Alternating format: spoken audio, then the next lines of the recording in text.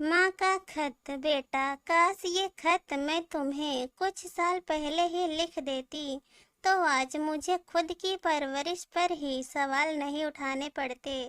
तुम इसे जरूर पढ़ना।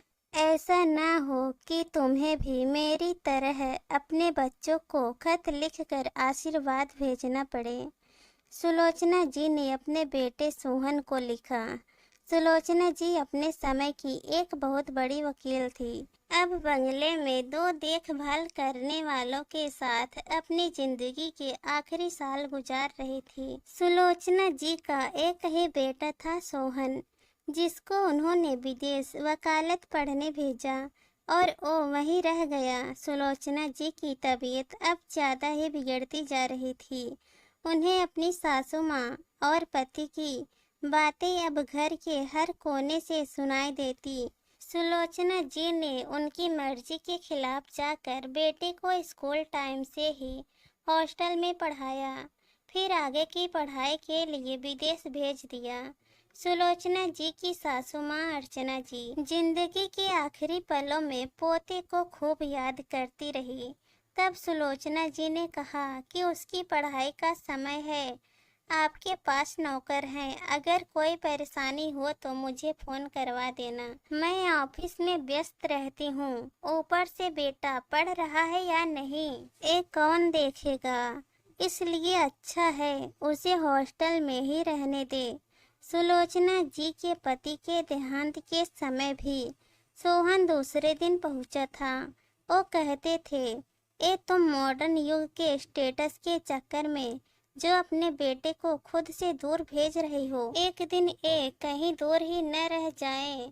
माँ बाप का प्यार इससे बचपन में ही छीन रही हो तो ये बड़ा होकर क्या माँ बाप को प्यार करेगा। तब सुलोचना जी को ये सब बातें अनसुनी लगती थी, पर वो एक एक बात आज सच हो गई थी। सोहन 10 साल की उम्र से हॉस्टल में रहा। उसने माँ बाप का प्यार, उनका वक्त बस छुट्टियों में ही देखा। जैसे जैसे बड़ा हुआ तो एक्स्ट्रा क्लास का नाम लेकर छुट्टियों में भी 2 से 3 दिन के लिए ही आता।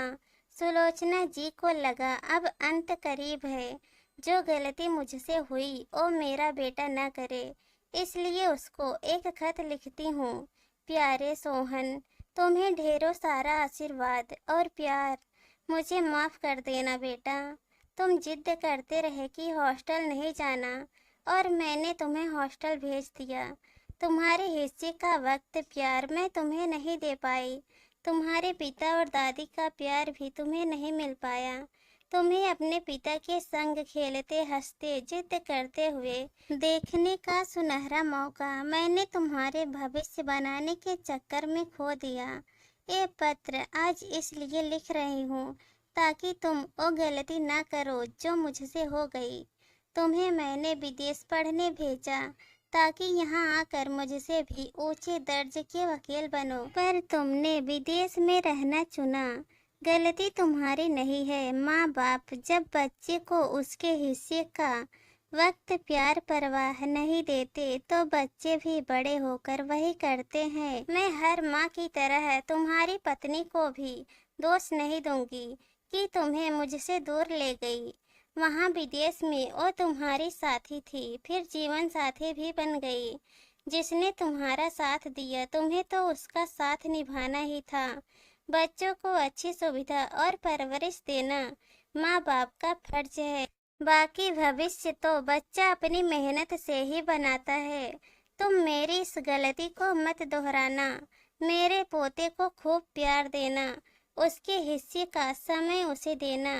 यहाँ आना चाहो तो तुम्हारी मर्जी, नहीं आना चाहो तो कोई दबाव नहीं डालूंगी। इस घर का कोना कोना तुम्हारा इंतजार कर रहा है। अंत में यही कहूंगी, हो सके तो मुझे माफ कर देना। तुम्हारी माँ सुलोचना। इतना लिखकर सुलोचना जी ने बेटे को खत के साथ प्रॉपर्टी के पेपर्स भी भिजवा दिए। उन्हें लग रहा था कि अब बस अंत करीब है। दिल का ये आखिरी बोझ भी आज उतर गया। सोहन को खत मिला। खत पढ़कर वो बहुत रोया। माँ को तुरंत फोन किया। पता चला कि कल रात सोने के बाद वो उठी ही नहीं। घर के नौकर सोहन को ही फोन ट्राई कर रहे थे और सुलोचना जी अपने दिल का बोझ उतार दुनिया से चली गई। दोस्तों, संतान तो फसल की तरह है, हम उसे अपना समय परवाह देकर सींचेंगे तो फल के रूप में हमें भी वही मिलेगा। कुछ लोग अपने माता पिता की परवाह के बाद भी उनका नहीं सोचते, तो उसका सिला उन्हें अपनी संतान से मिल ही जाता है। किसी ने ठीक ही कहा है, जो जैसा बोएगा वैसा ही काटेगा। इस कहानी पर आप लोगों की क्या राय है, कमेंट में ज़रूर बताना। और अगर वीडियो पसंद आए तो चैनल को लाइक, शेयर और सब्सक्राइब कर देना। कहानी सुनने के लिए आप सभी लोगों का बहुत बहुत धन्यवाद।